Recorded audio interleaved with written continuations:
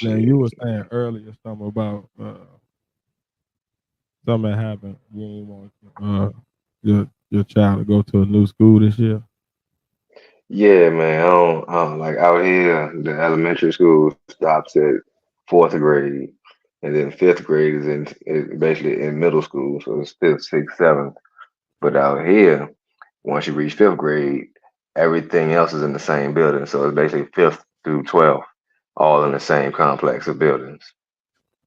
I personally don't like Oh, that. I got you as a father. Yeah, I definitely understand that. I personally don't like that. You make the Mhm. kids too quick. Like it's enough with sixth and seventh graders, but you got high schoolers doing their thing on the same campus. Yeah, ain't no telling what them little kids think. Mhm. And being influenced by because they see older motherfuckers do it. So That's it's true. close, so close to them. Whatever you see at home, that's at home. But whatever you see a multitude of different kids doing it, you can be more attracted to it. Mm, No, that's real, bro. That's real. What's up, Fuck man? that shit. Hey, but you know what though, man? When you look at it, you know what I really honestly feel? The way you raise your child is gonna determine what they do regardless. Like we got off the rails at certain points in our lives, right? But even Mm-hmm. then we still compared to the off the rail people, we were still moderate, like basically normal people who was just everyday kids, you know what I mean? So like Yeah. feel like like my son, like he see a lot of stuff, you know what I mean, especially now that he's in, public schools instead of charter, right? He sees a lot more he's exposed to a lot more like cursing and violence and sexual stuff, and he asking us questions now, and he asks about sex and stuff now, and it's he's not changed who he is. He still see all that stuff as like, oh man, what is that? Man, I ain't trying to, hey, look, man, Yeah. give me these dinosaurs. Can I play? Can I get a little extra switch time? You feel me? Mm-hmm. So yeah, like I think the way the time and effort you put in, the standards and expectations you put on your child, like they might slip up here and there, but they never gonna go too far. You know what I mean?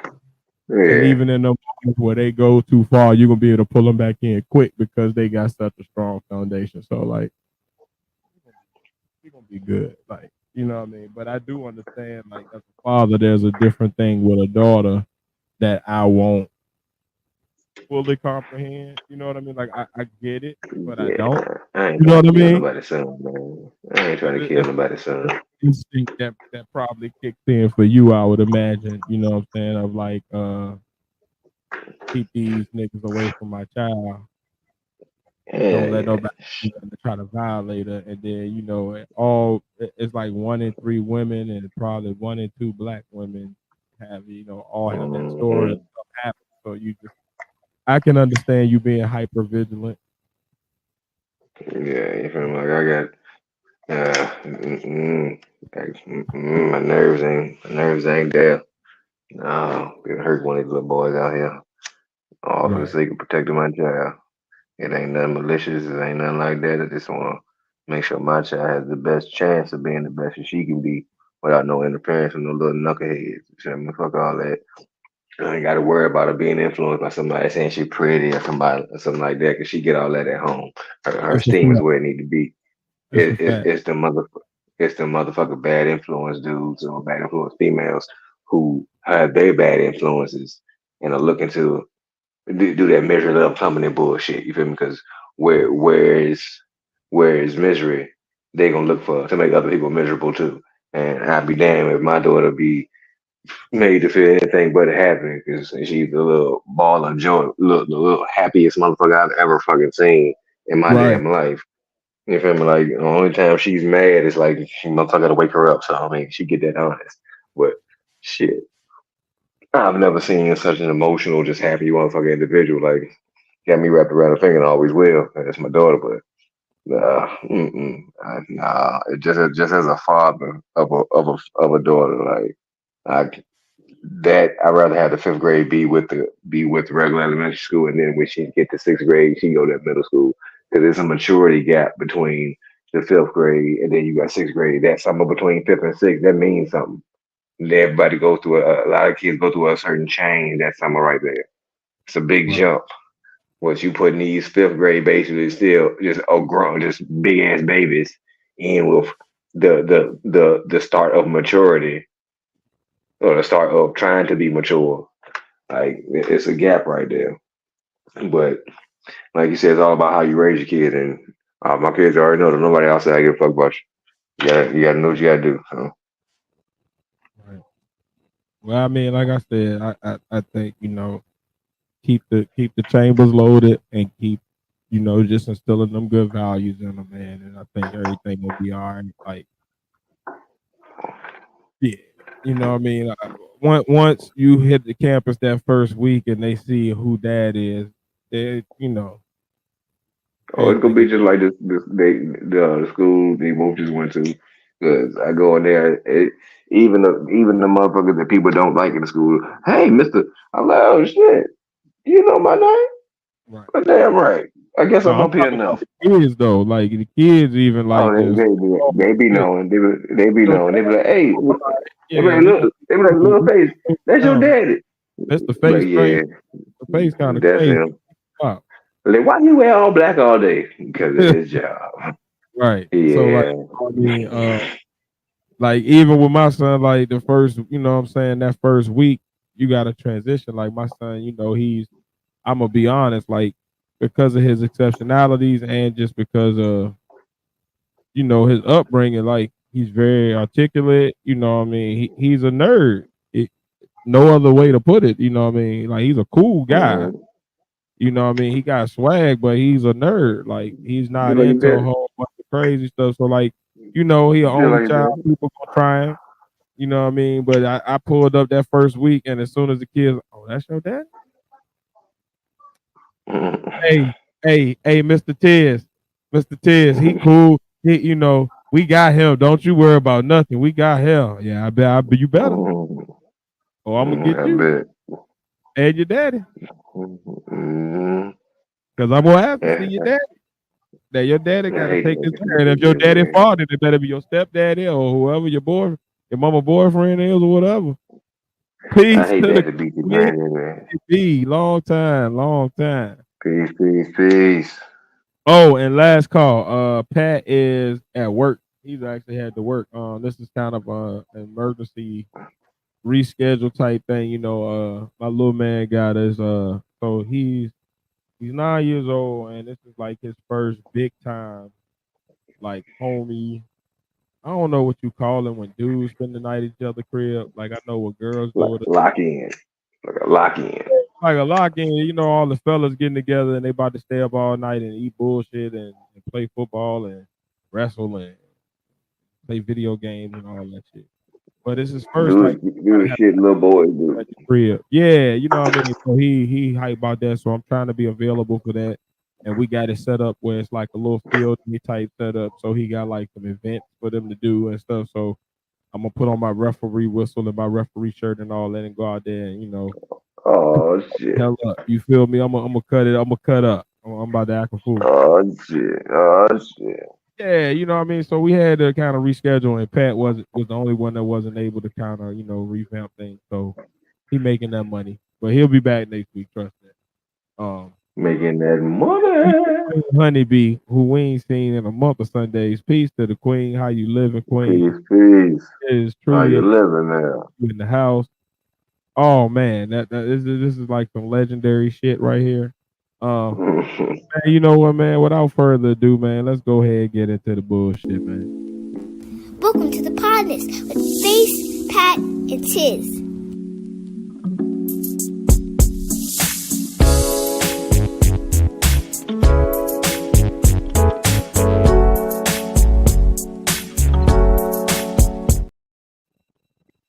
What's up, guys? Welcome to the pod. What's up? What's up? What's up? Right. It's the show with three friends, separated by distance, connected by brotherhood, having weekly conversations that you can join in on. And as always, I'm one third of the partner. It's your boy Tiz. And I'm along with What's happening, man? It's Face. You know it. One of the other thirds. Since Indeed. Pat ain't here, I'm gonna do Pat part. Hey, it's Padawan. You know, the one, the Don one, the Padawan.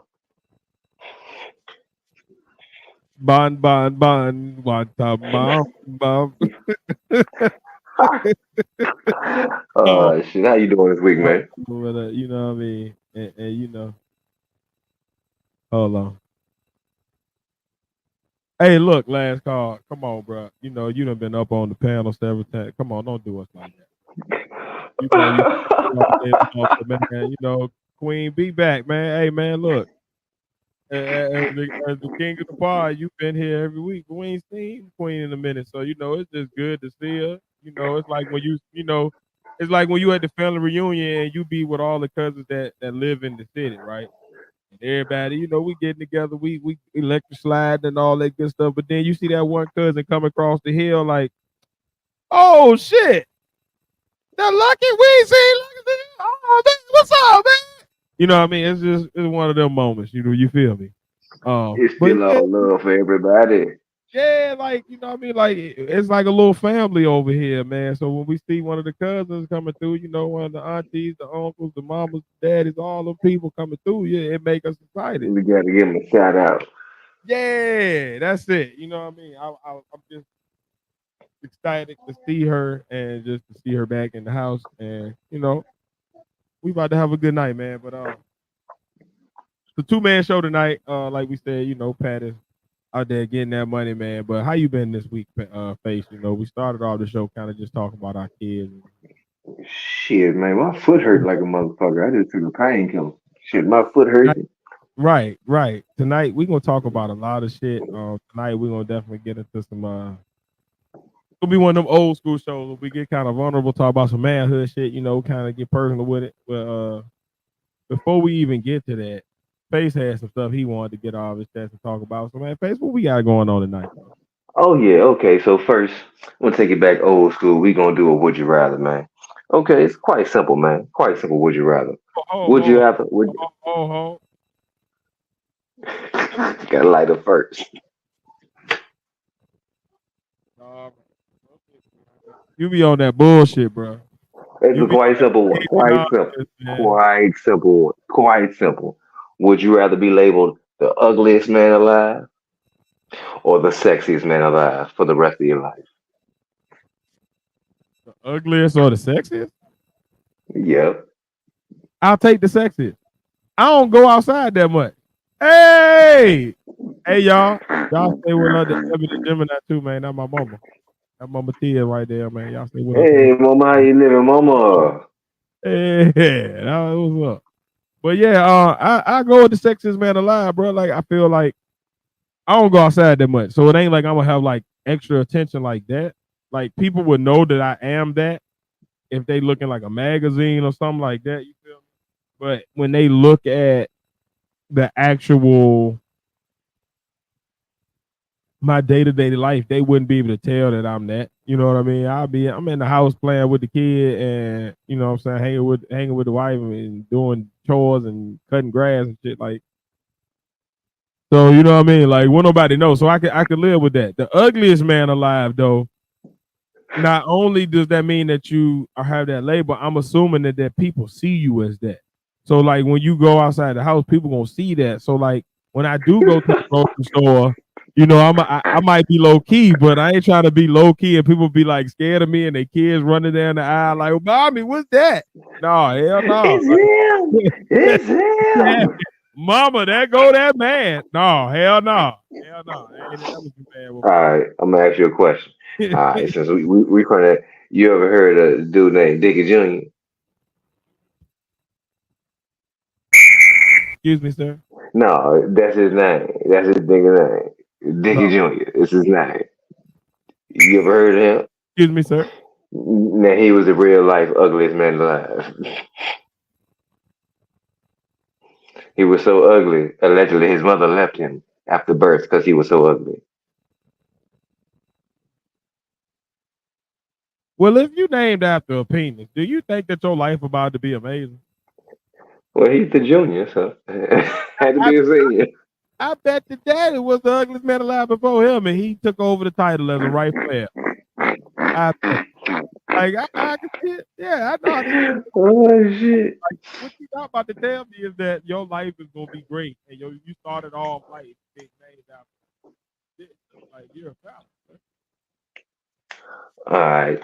All right. Now you You say got it. Hmm? did you say Dickie Johnson Jr.? No, Junior. Oh, just Dickie Jr. Okay, I was about to say because you Hmm. Dickie Johnson Jr. That nigga's a double dick. Named after dick. That's crazy.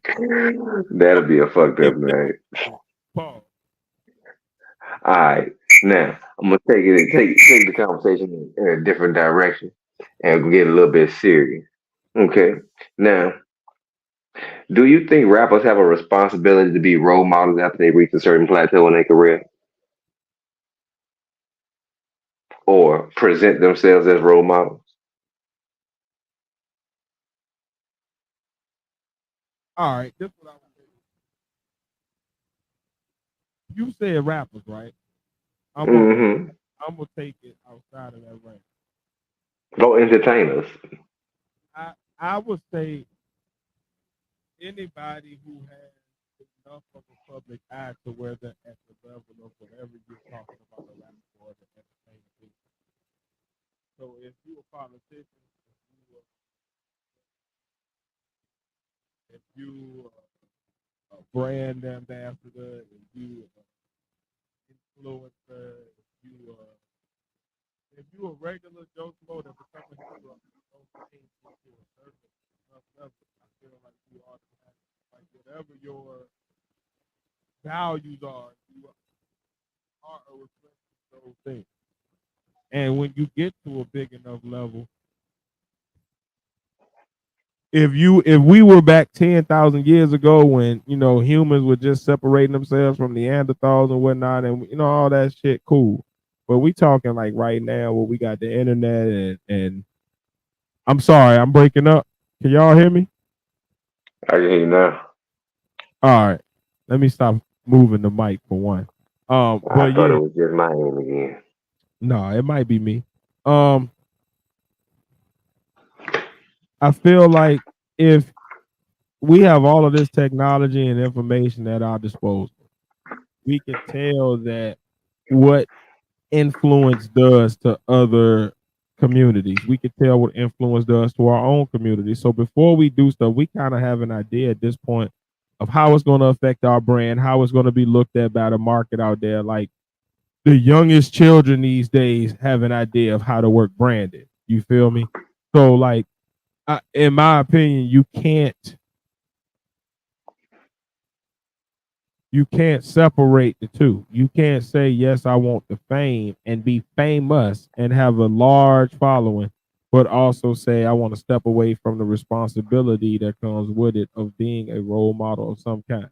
Now, what I will say is, be whatever kind of role model you want to be. If your platform is, I want everybody to be a thug and pick up guns and shoot people, be that, but know its consequences with that. Know it's going to be more scrutiny. Know your music going to be harder to sell. Know it's going to be harder for you to tour. Know it's going to attract probably more situations of violence and whatever that thing is that you putting on. Know it's also going to attract more of the Fed and the state government coming in and trying to take you off the streets because you're becoming a harm to the community. So it's like whatever you're gonna do it. It's just about are you willing to take accountability? I think the problem is a lot of people become famous. They want to do what they want to do. They want people to like them. They want people to buy into their brand. They want people to think they're good people, but they also want to do fuck shit and then expect people to overlook that shit. Like, well, hey, I said I'm sorry, but no, in real life that don't work. Your cousin you don't talk to for 3 years, that didn't work. So why would that work with you, sir? And I don't know you. You just let me. So I think it is a responsibility there. It's just a matter of whether you want to take it, how you use that responsibility, and then whether you're able to take the consequences that come with it. comes with it. You feel? Now, me, I feel like the role model title or role model status is pushed onto a lot of rappers or a lot of entertainers, I should say, because of their wealth or their financial standings or things they have. Because a lot of people in culture look to attain certain things that they'll never get. But these people of influence or the people they see on TV, they entertain them or do something in the limelight they have. And they know, and the people watching them never will have. So they aspire to be them, aspire to look up to them, something like that. These days and times, the word role model is thrown around in a way that is really not what it should be. Um, you got people looking up to people such as 21 Savage, or people wanting to be people mad because Young Thug's on trial, aspiring to be more like him, or things like this. Um, these people aren't role models. Um, I think just the term role model itself should be highlighted. And if we really focus on what the actual term role model is, a lot of these people wouldn't even fit into the realm of that. And what is that? And the actual term role model, well, I can't give you the Webster's dictionary, but I can give you a summation of it.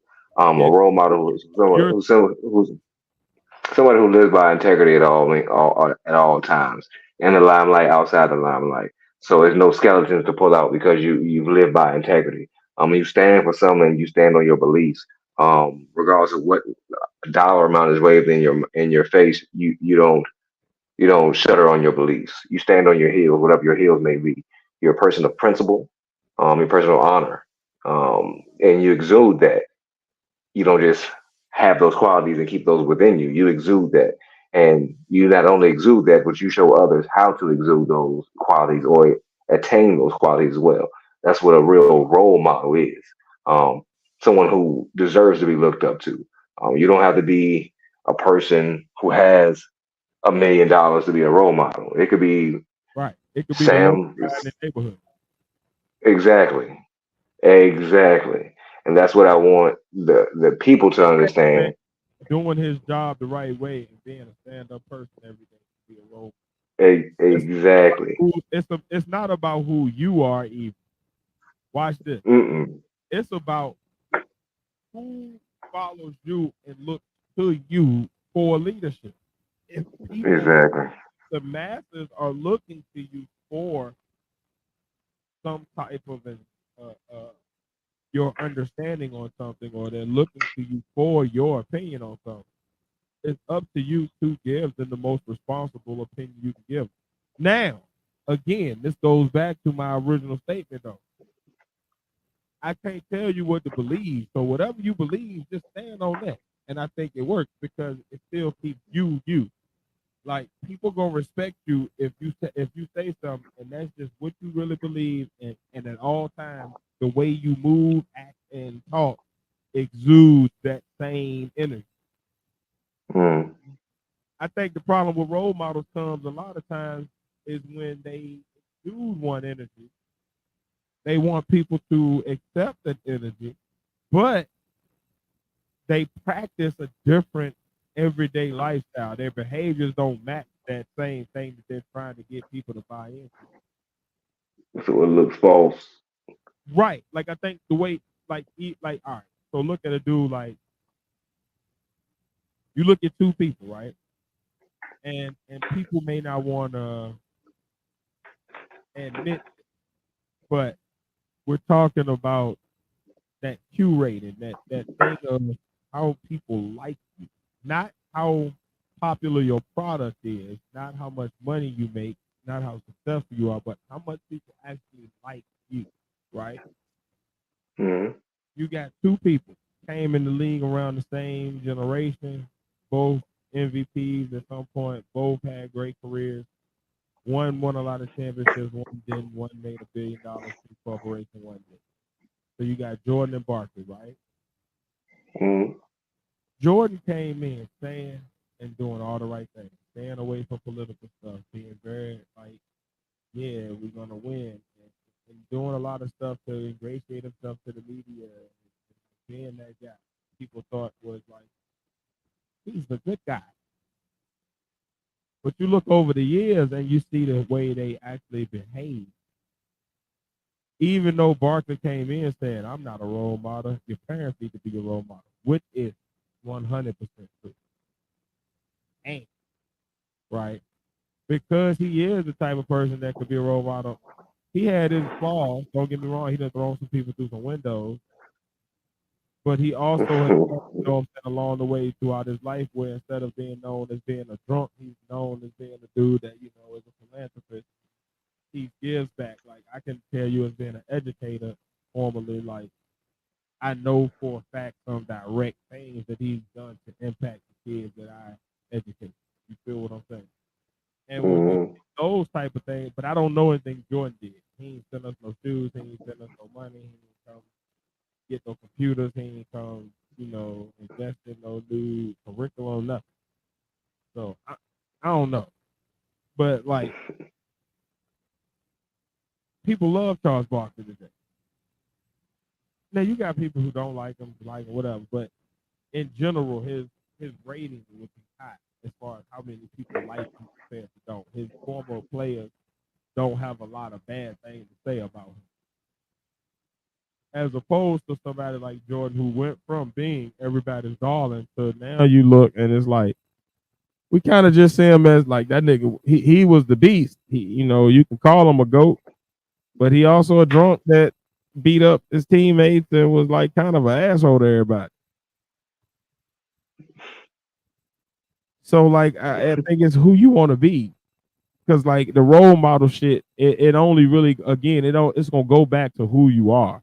So just be who you are, whatever that is. If you are rootin' tootin' Republican son of a Be gun, that. then be that because it's gonna always match up. People gonna be able to respect it, and when people talk to you, it's easier for me to have a conversation with you knowing that your stance is what it is because now it ain't no confusion, it ain't no wiggle room in it. It's just you, cool. I'm me.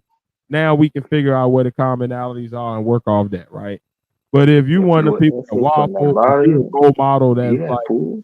I don't want to accept that responsibility. I'm out here. I want to be Mr. Joe Schmo public figure, but I also don't want to do the work to make sure that the imprint I leave actually is something that reflects at least who I am, positive or negative. Because at least if it's who you are, you're going to see it as positive. So your intention going into it is going to come from a good place. You feel what I'm saying? Like I Oh think yeah. when we have people coming from a negative intention, is because they're coming towards some false. They either were presented some false and reacted to it, or they are the false thing and presenting themselves, and people are reacting to it. So like as long as you're authentic, like just do that. Role model gonna work. You ain't even gotta say you are one or act like you want to do nothing special. Just be you, and the people that believe in the same values and morals and principles that you do, they gonna follow you anyway because you match They them and naturally they believe. gravitate to it. Right. Like when I look at the people that I follow online, they're very diverse. From the hardest thug to the most devout Christian to the most, pious person that does nothing to the most vice filled person. And they all match some part of my personality that relates to me, but they're them. They're not, I'm going to be this way tomorrow. So you never know what's going to come on the next episode. No, like they're just them. And, Mhm. like even if they grow over time, they're still them at the core. And I've grown with them and they've been transparent enough to be them as they grow. So they're not like, oh, I got it all figured out. No, hey man, I'm out here struggling right now. You know what I mean? Like, so I think a lot of being a role model is just being authentic. Like I said, like, I'm beating a dead horse at this point, but I think like it really comes down to authenticity. Like the people who are most followed and who fill the role of role model the best are people who usually are who they say they are behind the scenes. Like you got people like Snoop Dogg. He's a role model, but he's been Snoop Dogg since we've met Snoop Dogg. since we first saw him with the hat low, eyes half closed behind Dr. Dre with the flannel shirt on. He's been the same guy. To a guy like Denzel, who's been the same guy. To another guy like who you want to go to? A Barack, who's been the same guy. Like you got all these different personalities, but they all just been themselves. So like as long as you that, people gonna follow you because they respect your authenticity and they know that wherever you lead them, it's a place that you have a pure intent for. It's not a something that's I'm trying to lead you to some bullshit. Mm-hmm. Damn right, you hit that motherfucker right on the head. You said what? I said, goddamn right, you hit that nail right on the head. Yeah, man. Yeah, man. Got anything else before I get into this clip? Oh, damn right, damn right. Accept the limitations as you get older. How you handle it?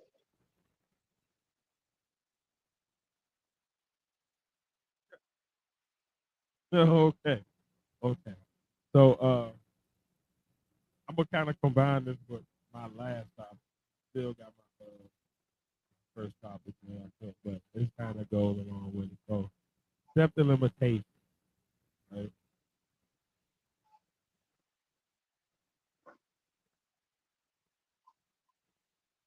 I'm good with it. Let me start off by answering your question, and then is it okay if I ask you a question again? Damn right. Okay. All right. So like I'm good with it. I feel like that's one of my strong suits is understanding like what I'm able to do in the moment and what is out of my control or out of my parameters in the moment. And being able to adjust to that and be fluid with that as I go throughout my day. I think that's one of my strongest suits that I've grown into over. And I haven't always been like this, but I think over the years, especially over the past couple of years, like I've been through some things that have kind of like pushed me to be very much malleable and like, all right, this situation, I don't like it, but is there something I can do? If it is, cool. Let me start working on doing that. If I can't, I'm very cool with accepting, like, all right, well, it's just gonna be what it's gonna be. Let me see what the consequences about to be and see how I deal with it.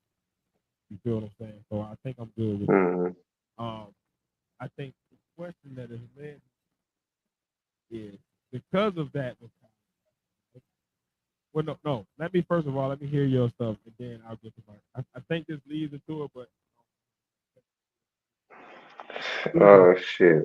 question, do have a thought as well. But like, I do feel like I'm doing decent with it, and I feel like if anything, it's my strong, but it causes a problem on another part of my. Me personally, I feel like I'm I'm growing with my limitations. You feel me? Like where I'm limited in one avenue where I used to could do something, another avenue is opened up or what I can't do or can't do to a certain level in one field. Um, for example, uh, I've actually gotten faster in my old age, so where I can't lift where maybe could have before, I'm faster now. So I don't know how that works, but it is what it is. So I've grown to accept that it is what it is. Um, my patience has gotten less, but my understanding has grown. So that went hand in hand. So I feel like with my limitations, new things are rising. They say you can't teach an old dog new tricks, but I'm learning new things as I get older, and I'm learning that the new things that I'm learning can replace the things that either I can't fully do anymore or have no need for as I get older. Can I ask you a question about the understanding piece? Hmm. Okay. Do you feel like because your understanding has grown, like you said, but your patience has dwindled, do you feel like that's because you have less patience for people who don't understand at the level that you do? Yes, and I have less patience for people who don't understand themselves.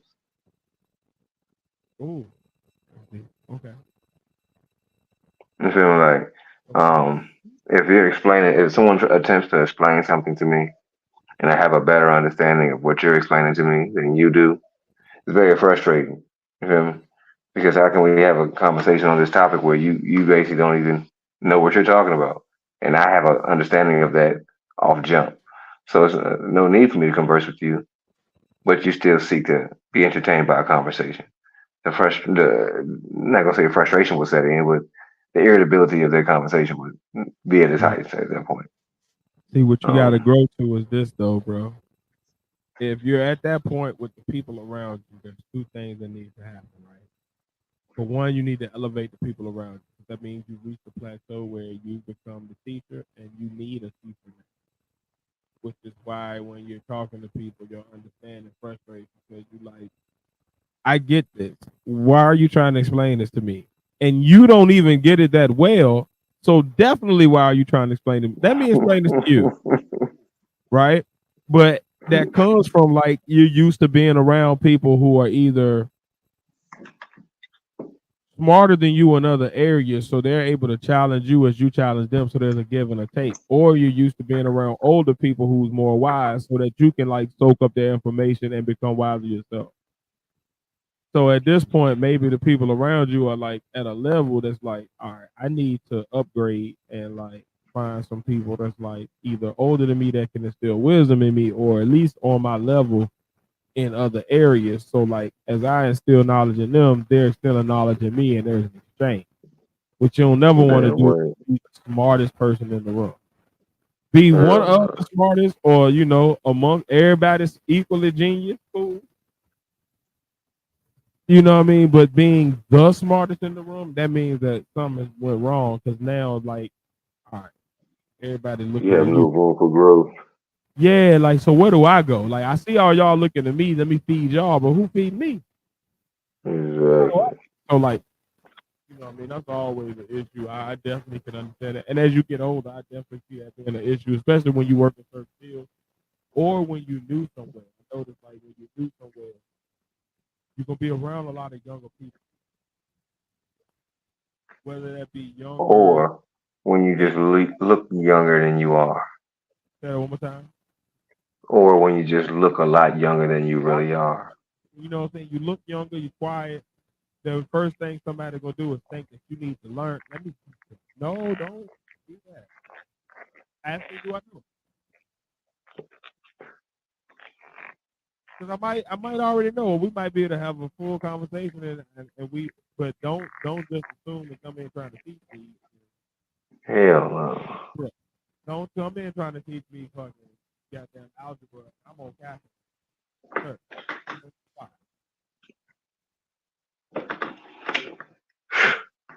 Jesus. put your extra mind up. So I definitely understand that concept. I think understanding those limitations, okay, that you have an understanding limitation. You have a limitation with your patients because of the people around you. Right?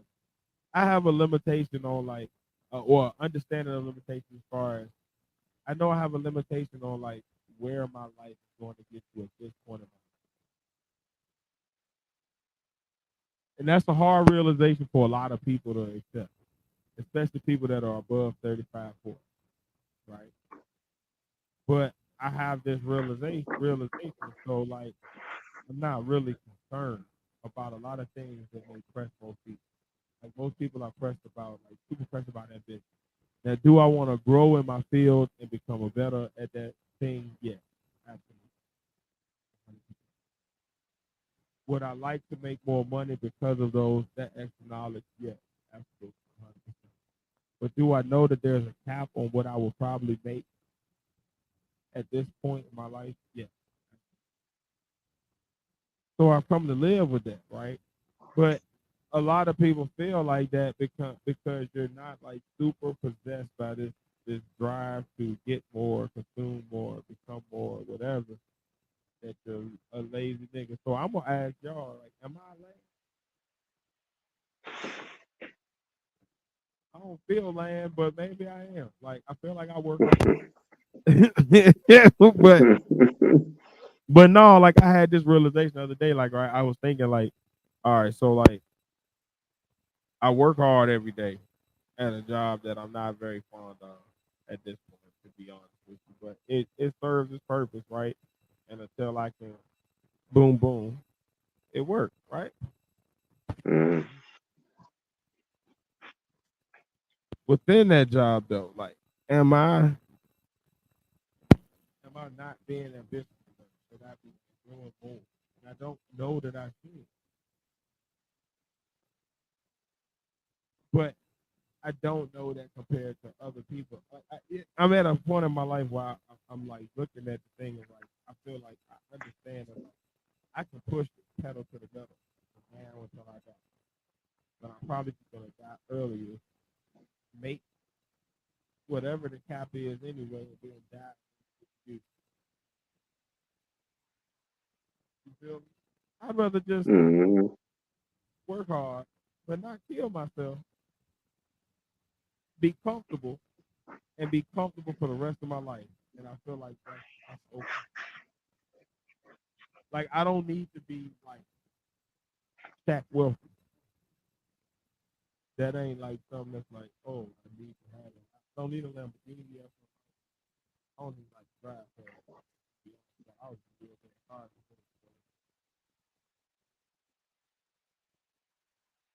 For me, that ain't even no aspiration. You feel me? So like, give me a nice little. My dream car is a Ford Mustang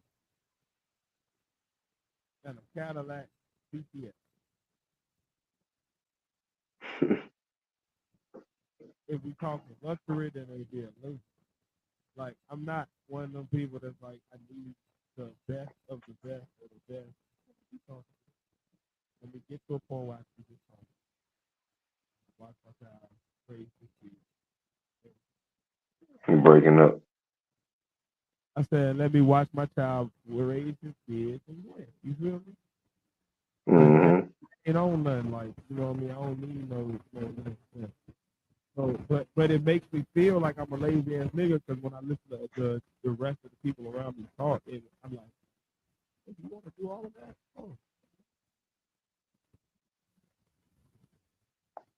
and I maybe mean, you also have to look at I'm asking what in life you've been through. So, for me as a man that I need to work on so I can be better. But I just because I don't see it, so I need outside. mm,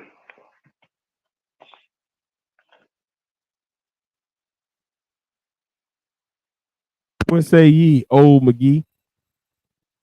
shit. I mean, I feel you. I definitely feel you. Um, I definitely don't feel like that's a settled mentality. I just feel like it's a different outlook on life. We all have different outlooks, and at a certain point in life, you understand what you want and what you comfortable with getting in life.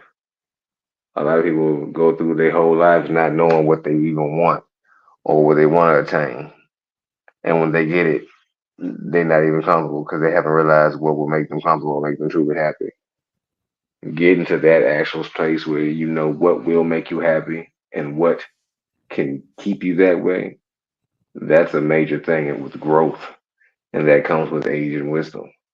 Um, People get it at different times. You have a different understanding of it. People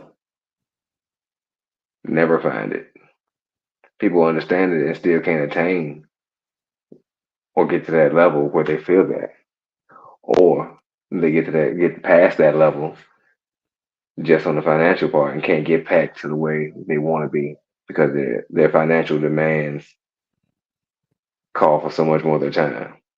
Right, right, right. Um, Me myself, I've been in situations where I've had to sacrifice so much time, where I've missed so much, and I've fought to get to a point where I feel like I have a good balance between responsibilities and leisure.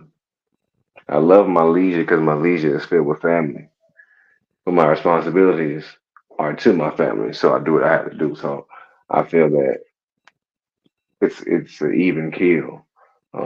Material possessions mean nothing to me, because I know what it feels like to lose everything that material means something to you. So after you experience that in life, you realize material possessions come and go. With You the know things what? that matter.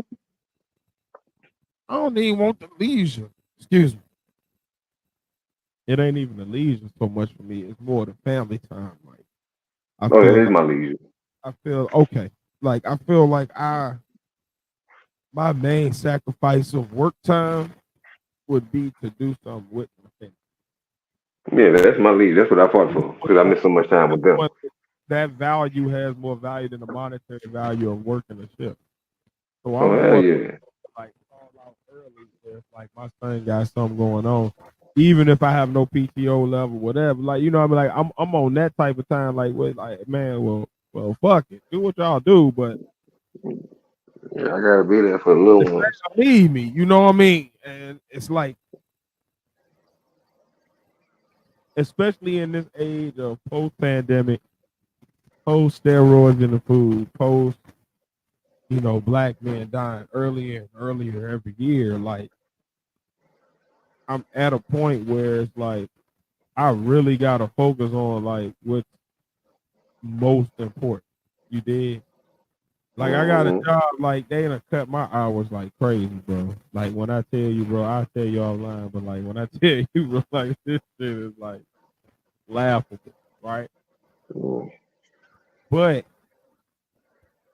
I've been more present for my little man. We done more family. Hmm.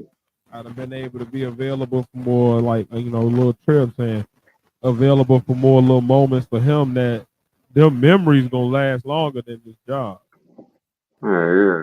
When my body give out and I can't do a job no more and I'm sitting at home on retirement anyway, I still gotta be able to be there and have these memories and be living for these moments that I done made with my family, bro. Like that's the Yeah, shit right. when you on your deathbed, not the hours toiling away at work. And I don't care what your job is. You dig? Like, but I'm talking about just like whatever. Like you could be the top notch Stephen Hawking scientist. And when you on your deathbed, you think about wifey, your kids, your grandkids if you got them, your aunties, your uncles, mom, dukes, pops. You know what I'm saying? You Granddad, damn sure ain't thinking about all work. the people that was there that you made the memories with, your best friend, your homeboy from back in elementary school, your best college bro. Like you remembering all them good moments. Your fraternity guy, whatever. Like so, like I think when I look at it, like I feel like yeah, I might be a lazy nigga. Like I can see that may be like, to that opinion, and people watching this on replay or whatever or that whatever. Let me know. You know what I mean in the comments. Like I'm actually honestly looking for the feedback. So when I look at my life, like I look at like I'm making less money than I've ever made probably since I started working, right? But I'm probably happier day to day because of the time that I have like my week feel like it be full with just like these cool little memories and moments and like, oh, remember when we did that? Yeah, you remember when you did that? You know when you did, you feel what I'm saying? Hmm. Such a juxtaposition to like I look at like a couple of years ago when I was like money was great. You did? Hmm. Like I probably could have did whatever I wanted to do individually, but I probably had way less time for anything. Like I was like hour a day with the little man, maybe 3, 4 on the weekend, depending on how much he's doing on here or I'm doing at the job. You know what I mean? Position like I'm always out at something. You know what I mean? Like, nah. I would Hmm. change this, but you know what I mean. Like, and if this is how it gotta be, like I'll live out my car and be like hella happy with being there than that living on a like on the money, but like I wasn't there for me, or I missed hella shit, or I had these big holes in my memory of like I don't know where I was at during this part. My bad. No.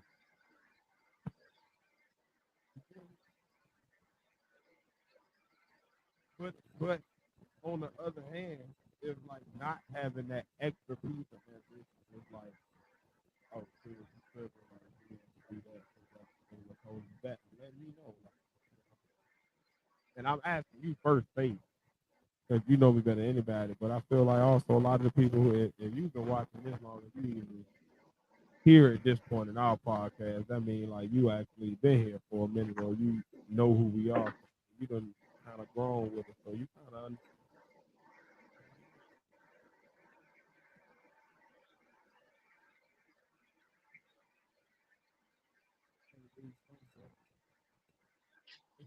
I hear what you say. Oh, all right. You heard? Am I breaking? You in and out. Okay. I don't know how much There of we this, go. but it seemed like the chat kind of at least in the middle of what I was saying. But we'll say,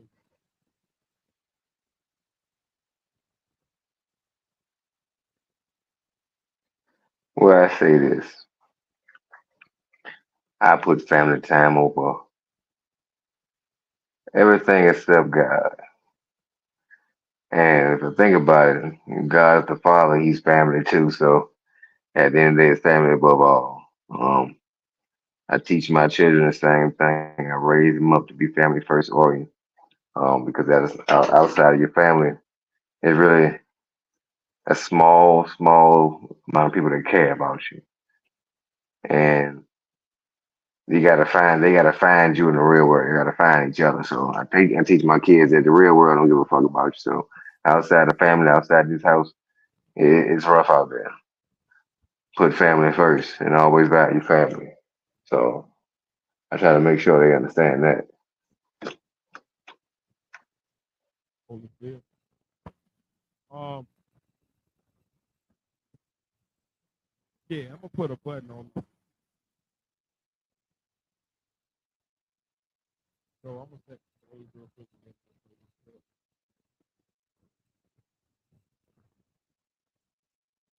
This this this clip made me have so many different thoughts and plans.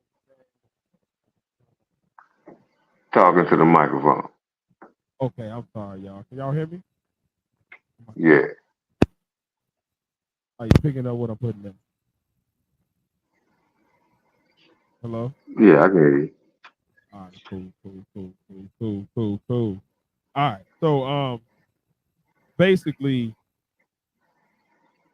what we were just talking about kind of leads into this. I'm gonna play this clip and then I'm gonna, me and Face gonna riff on it. Um, I would say that this is definitely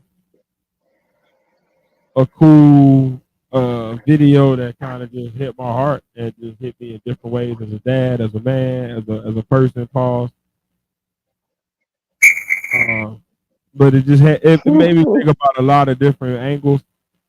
But one of the first things that I thought is what we can start with, and that a lot of people had one way that they took what he said, and even he himself came out with a statement saying that that he was feeling a certain way. But what I saw, I recognized, and I have an alternate opinion of what was also there. So I'll give that after we watch the video. But this is Jabari Parker.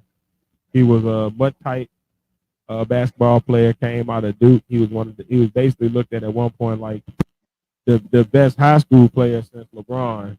And then he came out of Duke after a year and was like the number 2 pick after Andrew Wiggins in the draft. He was like big prospect, had big talent.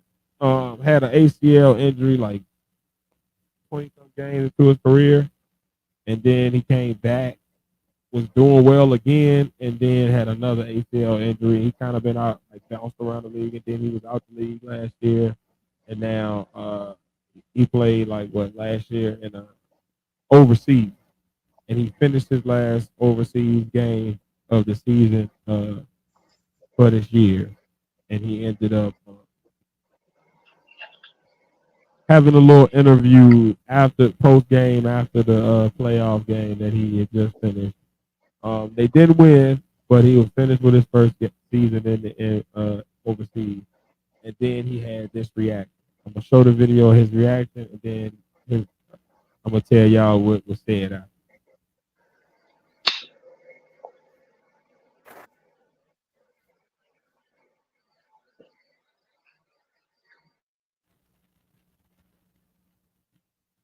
Questions, two topics. First of all, about you. It was your first experience overseas. Well, globally, one thought, one statement about this first year outside United States. Yeah, In terms of basketball and in terms of life.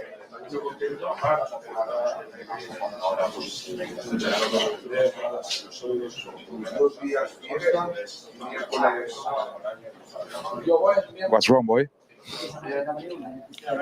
Are you okay?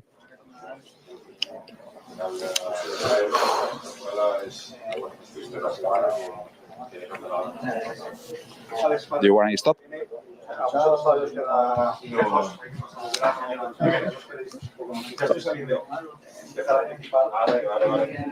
Let's talk later.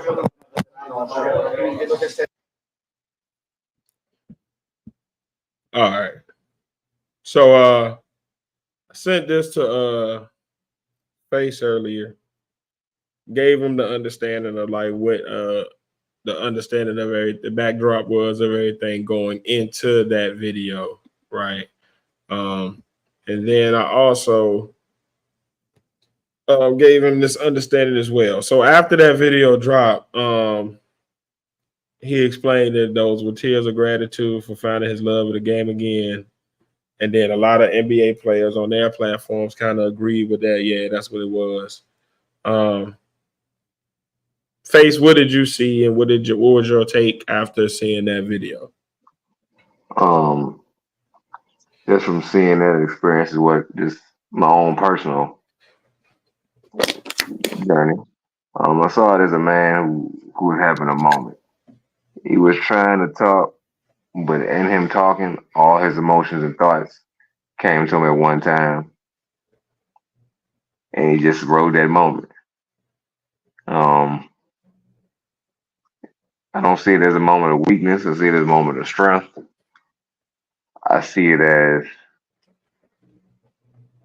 just from the backdrop you've given me and just watching the other video that came with that clip. Excuse me. I see it as a man, how can I say it? Getting back in touch with the love he once had.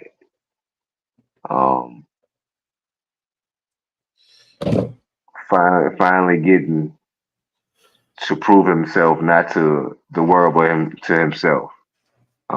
He got through a full year without any major injury sidelining him, so he can really prove himself and prove that I can hang with the big dogs. I can actually do this.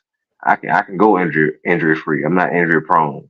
I'm quite sure after 2 times of the same devastating injury that was on his mind the whole season, he probably was walking on eggshells on the court, trying to make sure he made the right steps, right moves to not re-injure himself. But I feel at the end of the day, once that question was asked to him, he had small victories to himself, and he was trying to fight back his true emotions. He was trying to fight back tears he was having, all while trying to get his thoughts out. Happy for the young man, personally. Hurrah to the young man for making it through. Also, hurrah for the young man being strong enough to show his emotion. Regardless if he tried to hold him back or not, he was still strong enough to show his emotion. He could have chosen like, nah, man, go ahead, get out of here. You got something on my mind. Go ahead. Let me ask you a question. He could have shooed the reporter away. He could have handled it in a total different light. But I'm glad that he handled it as he did. He handled it as a man, Yeah, not an entertainer, not a basketball player. He handled it as a man first. Um, and he dealt with the situation as a human first. He dealt with what he had to deal with, what was going on in his heart and at his mind, in his mind at that same time. But What that's it just my opinion. I so when it comes to that clip, first of all, the part where you say it all just poured out, and he was a man for being able to sit there and at that moment on camera and not shy away from it or anything like that. I respect it 100%. He had a moment. Sometimes you had a moment where you the wall you got up just break, and that was one of the moments for him. So shout out to him for having that genuine moment on camera. I will say this though. I think where a lot of people are saying and agreeing with him that it was about his love of the game and those were happy tears. I think that was something that happened first in his mind. And this is opinion. This is completely conjecture. I wasn't in that man's brain. I'm not a psychiatrist. I don't not a body language expert or nothing. But what I did see is a familiar.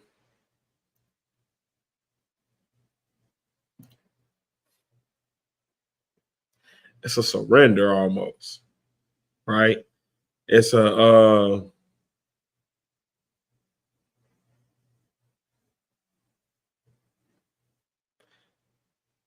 I've been fighting so long, I can't no more. I give it up. Right?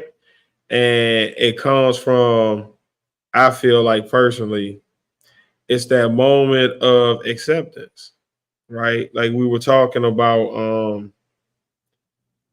accepting your limitations, accepting your place, accepting your purpose, accepting your failures, accepting the places where you might have went wrong. All right, and this is what it is. It's a consequence will come with it. What is it? All right, let me deal with it. Right? I think it's that moment for him of his mind and his emotions and his heart finally catching up with what his body had already told him of like, yo, that thing that you originally had a dream for is over, but you also just accomplished this thing, right? I think it was a moment of switch. It was a moment of, oh shit, it's my first year in the overseas. I'm not in the NBA no more. My dream over. Oh shit. I won't supposed to play basketball no more. Oh shit. I just finished the whole season of basketball and we made the playoffs. And you know what I mean? But I definitely think there was a moment there at the very beginning of acceptance of, all right, this shit is over. It hurts. But it is what it is because my body is where it is. But look at what I'm still able to do. You know what I mean?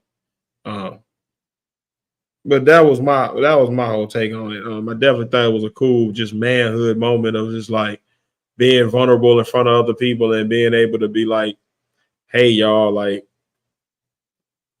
whether I'm happy, sad, or whatever, it's all right to let these things drop, man. And it don't mean like, no less or nothing. Like I'm still him. It just is what it is, man. You gotta let that shit out. Yeah. Pause before I say this. But Jamie Foxx used to have this little stand-up special. And he would, after all the jokes, he would be like, after every joke, he'd be like, you better blow that shit out. And that's basically what it is, man. Nigga just blew that shit out, Paul. I hate you. Why did you come on screen right there? Oh, God, I hate you. Oh, nigga. Oh, the fuck, man. Fucking Candyman face ass nigga. What the fuck was that? Come on, Shadows there, right there. But yeah, man, like I genuinely feel that way. Like I feel like that was a dope ass moment, and I hope we get more. I like that. What I do like about this younger generation of athlete is that they're more comfortable with like being vulnerable. Like I feel like the older guys is all like trying to uphold this tough image, whereas like a lot of the young guys is like, hey man, sometimes I be sad, yo. Like straight, you know what I mean? Like it don't have no qualms about it. Like, hey man, look, I ain't getting on the plane today, man. I got mental health shit. They're And more I emotionally appreciate that responsible. because like that shit got to be normalized, and the more things the upper echelon people think are cool and like are effective, it eventually trickles down to us, and we get those same effects. So I love that about them. Like that they just be like, man, I don't give a fuck about none of this. That like this a game still. Like I just want to make my money. And if I don't get no championship, if you don't think I'm the best ever, that's cool. But I just made 50 million. And go hop on this PJ with my lovely wife and my beautiful kids, and I'm go spend this motherfucking white man's money. You feel me? You know. Yeah, but whatever. But yeah, man, that was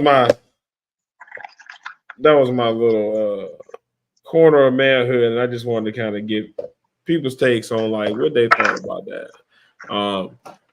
Do y'all think Jabari Parker was really just completely happy? Do y'all see the sadness that I saw as well? Do y'all think that it was just a cool manhood moment like I think we all think? Tell us your comments below. Tell us your comments in the chat. I'll let you know. Right. But yeah, man, those are my topics for the week. I'll tell you some dope shit that's cool tomorrow. Son, we got him in this it's like a fine arts camp. So like he's been doing like paintings and different mediums of painting all week, and he's been doing music and singing and having vocal lessons, and he's been doing theater and practicing learning little stage names and how to move around on the stage and how to project his voice and all the little actor shit. So tomorrow he got a performance, right? Now all of the kids is in the performance. Cool. You in the camp, you in the performance pretty much. But 85% of the kids, in the camp, they trees or background people, extras and shit. My son got speaking lines, right? So he come home the first day of camp, like, hey dad, I got, a speaking line. I got lines I gotta learn. Like, oh, that's dope as hell, my boy. What the hell this shit first day? He'll come back like, hey, I got a solo too, dad. So he about to be singing too. So proud dad moment about to be all on crazy, right? But this morning he came to me. He was like, he making his breakfast and he making his lunch for the day. And he making his breakfast. And we just sitting there talking about, and I'm asking him about his day and stuff. And he just looks up at me, look real sad all of a sudden. I was like, what's wrong? He was like, kind of nervous, dad. I was like, what you nervous about? Like, what's wrong with you? I'm thinking like, hey, we about to go fight some people. Like you got some beef, something that happens, a girl. Nervous about this solo, dad.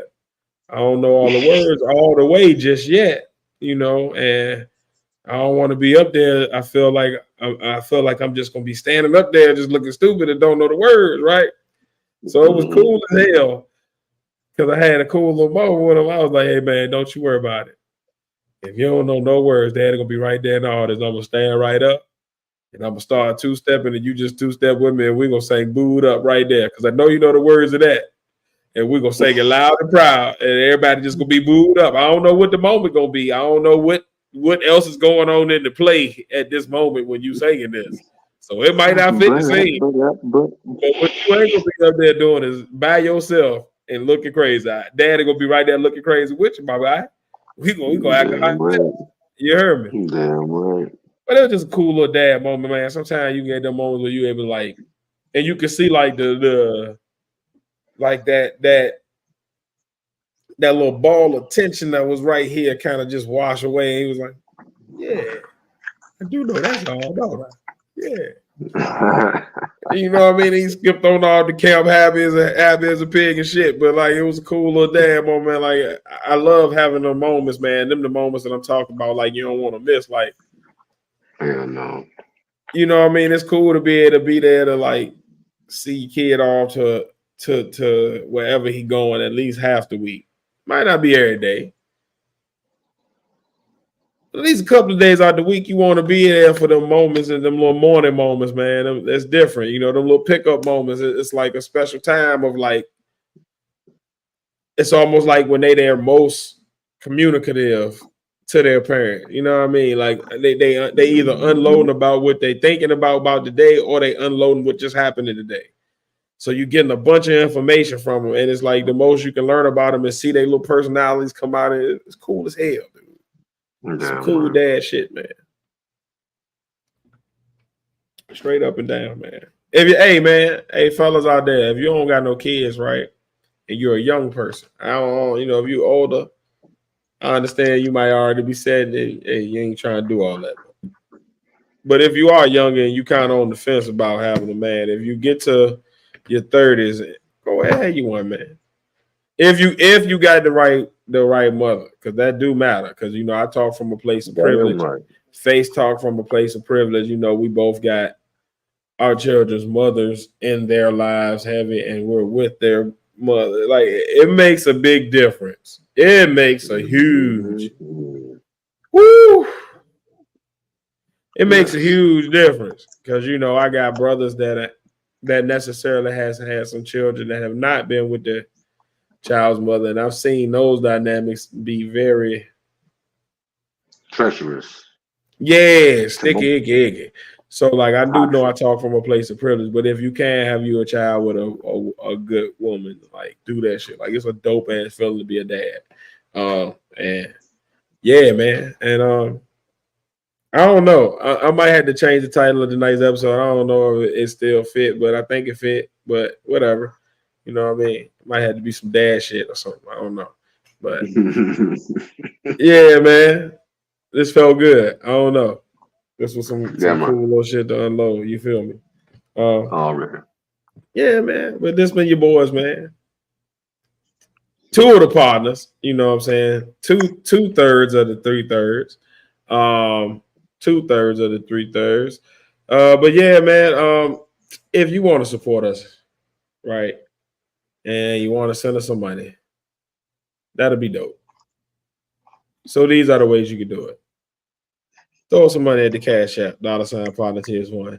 Throw some money at buyusacoffee.com/the partners. You can donate for as little as $1. Or do the cool thing and go ahead and just donate and become a monthly, member on Spotify for $4.99 a month. You can, just support the pod. It's basically like being a part of our Patreon without being a Patreon. So yeah, hold us down. But if you want to do that, cool. If you decide that you want to spend some money with us, but you actually want something back in return. You know what I'm saying? You don't want to just give us money, but you want to actually buy something. Cool. Phace, how do you do that shit? Well, you can go to the store called Our Trade Clothing. You can find it by going to the link either on our social media page or at the bottom of the videos in the description. Either one, you can find it. But once you reach the page, you'll automatically receive a 20% off promo code off your total order.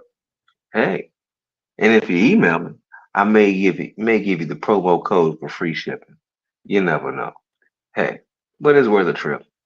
Go to the store, the only place you can find the official Podnas podcast merchandise. We're talking about everything, man. Everything. Indeed. We got the sandals, the shoes, the clothes, the shorts, the shirts, the pants, the hats, the snake, the cat, the rat, the dog. How you gonna stand when you're living in the park? All that shit. That DMX was talking about. But yeah, so go there. If you want to support, without spending no money, that's cool too, man. Like, comment, share, subscribe on YouTube. Go to our social medias. It's at the Podnas on everything except Facebook. Just at the Podnas, you'll get us. And then you can just type in Google that the Podnas and you'll find us. Or you can go to Facebook as well and type in Tiz, Phace, Pat are the Podnas, and you'll get us that way as well. However you want to talk to us, let us continue these conversations on the social medias, man.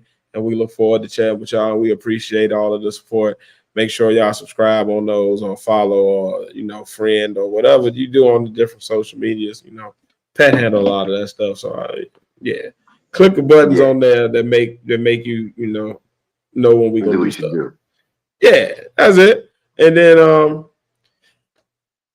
yeah, man, it's been a great show. Last call said, damn, y'all going already? Well, what you want to talk about? You got something to talk about? I mean, that was all we had lined up. We just got to go through the docket and then, whenever we get to, we don't want to leave you with dead air. Because, that dead air shit, Tiz go to sleep on your ass. If you snoring in the background, you know how I do. Falling under chair shit. Hey, man, y'all got to understand, I wake up early and work all day. Today I was actually doing a lot of yard work. Another proud dad moment, man, before we leave, man. And my little man out there in the yard with me today, man. And I bought him his own pair of head shears today, like, the big hedge clippers. That's here, that you trim the prune the shit with. Man, got out there and pruned them trees and bushes with me today, man, like a real boss, man. But I was like, look at my guy. Yeah, I mean, he was chopping some thick ass branches. I was like, "Oh, my boy, muscles getting stronger. Look at my boy, man. That's some cool shit." Right. So yeah, man, cool dad moments have been the theme of the week. Right. I think overall, man. So now we're about to have his cool ass lock in tomorrow night, and then he gonna have his cool ass haircut on Saturday morning. And then he doing some real cool ass shit for his dad on Saturday, since he gonna be out of town for 2 weeks and he gonna miss Father's Day here. He gonna give me Father's Day Saturday. So yeah, be kind of dope. So looking forward to that. And yeah, man, cool dad shit. You got some cool dad shit you want to shout out, Phace? I don't want to hog all the cool dad moments. Man, everything my little motherfucker, I think my little motherfucking kids do is cool, man. Ain't it? So we in little man role playing up. I like, man, you forgot to piece of trash. Hit me with the oopsies. I couldn't help but bust out laughing because I automatically thought about the video game. But I'm like, he don't know about that. He too young to know. Man, I just you don't know what he know, man. He be done seen a YouTube video of a nigga doing that shit as like a meme or something. So I look forward to waking up every day just to spend time with them, man. I don't care what else happens during the day, man, good or bad. As long as I'm able to spend some time with my children or hear my children's voices, see my children. It's different, man. I'm good to go, man. I'm good to go. I mean, a lot of things you worry about or used to worry about, they fade to the side because you realize the importance of them is not there. The importance lies with the next generation that you're trying to nurture and teach and bring up the right way. Yeah, man, like just big dad shit, man. 100, man. Yeah, man, big dad shit. If y'all get a chance, if you're a workaholic or you one of them people that just like, what I'm saying, you work to the point where like you don't get those moments as much as you want to, take a day off in the next week. Go have that family day that you've been missing, that you've been longing for, but you ain't had time to do it. Go do it. It make you feel good. It replenish your spirit. You know what I'm saying? If you're going through a hard time, it actually does make you feel better because you're around like-minded people and people who love you. So go soak that energy up, man. Get with your family this week, man. Love on your people, man. We don't give but one family. You ain't gotta spend no money. It's free shit you can do. Spending time is free. 100. And I'm talking about that blood family and the family that, you know what I'm saying, you weren't born into, you know what I mean? Like sometimes you have them people that's like, hey, we ain't blood, but we blood, man. Like, you know what I mean? So like, love, whoever you consider family in your own way, love on them folk this week, man. It take you a special day to just get that QT in with them. And man, yeah, man, we about this thing, man. It been good talking with y'all, man. Continue the conversation in the comments below. Let us know what you thought about everything we talked about here so far. Like, comment, share, subscribe on all platforms, man. Go buy shit at the store. And yeah, man, as always, we about to get about this thing. We about to get about this thing.